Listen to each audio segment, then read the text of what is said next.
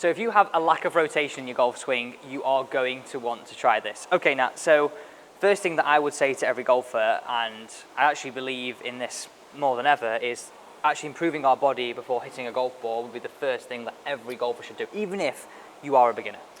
Most definitely, because you've got to have the capacity to create the swing that you want, rather than getting into bad habits of movements that you don't want later in time. Now, the better we turn, the better we rotate, the more likely we are to control this big circle that we have. So, really nice simple drill that you can do from at home. Don't have to go to the golf swing, but golf range. But one thing I'd actually say is do this as you warm up before hitting some balls. So if you sway, lack of rotation, do this.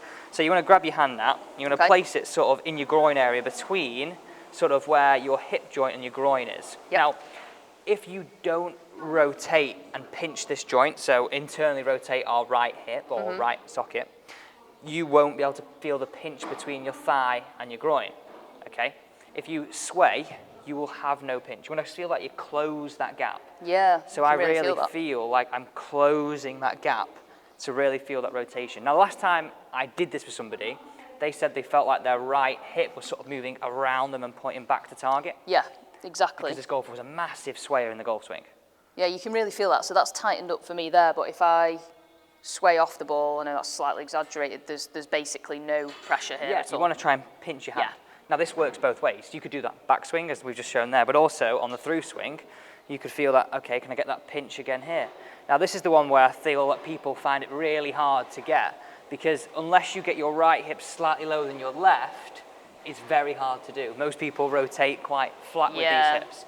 So, as a little drill, I wouldn't say go backswing to downswing.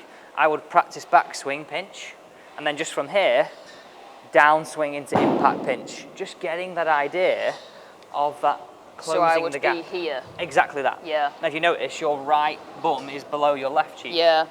So for a lot of players that are sort of pushing out and up a bit, you're not going to get that tension in there. It's almost like actually you're doing the opposite. You're pushing the hip out rather than in. Exactly. And this is more of an awareness, but also a drill to feel the exact motion. Okay. So that's what I would really recommend every golfer doing. Okay, now give us an exercise from your end to really, I guess, progress things quicker, because that's what we do at Off Scratch, progress things quicker by combining golf fitness and golf coaching. Yeah, so back to our good old red band, Alex, and what we're going to do with this is basically get some tension and feel your body working in the backswing. This is designed to make the backswing a little bit harder than what it should be for you. So when we get rid of this and you pick the club up, all of a sudden you feel quite free and you feel the areas of your body working that we want to work to create a good backswing. Do you want to talk me through this? Okay, so if I get you to be the student, place that under your left foot. So your lead foot, obviously if you're a lefty, this will go on your right foot. And then just try and create a grip around the band as best you can. It doesn't need to be perfect.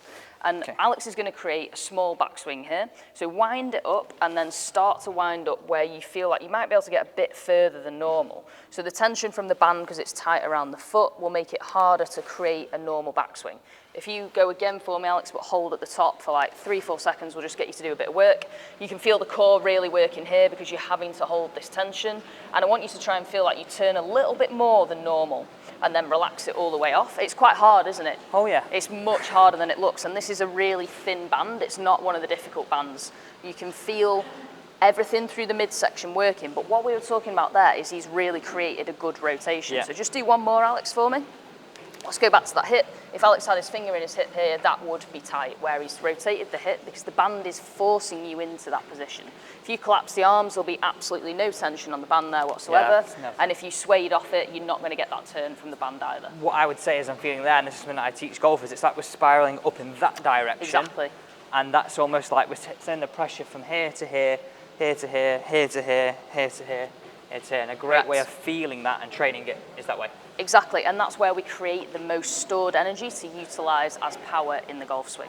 Awesome, so if you lack rotation, try those two exercises and I know you'll swing the golf club better.